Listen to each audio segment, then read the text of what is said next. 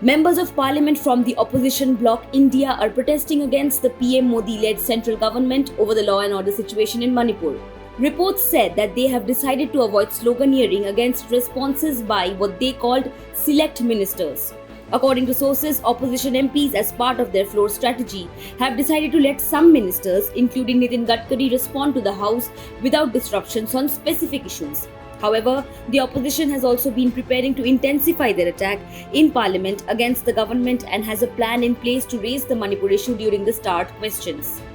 Reports said that the sole focus of the opposition will be to keep pressing the government and PM Modi to speak on the ethnic clashes in Manipur.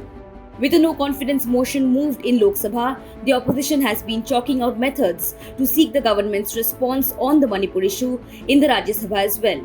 On Wednesday, the Congress and the Bharat Rashtra Samiti or BRS submitted notices seeking a no-confidence motion in the Lok Sabha against PM Modi's government on the Manipur issue.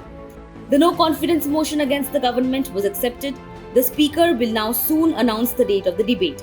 A no-confidence motion allows the opposition to challenge the government's majority on the floor of the House, and if the motion is passed, the government has to resign.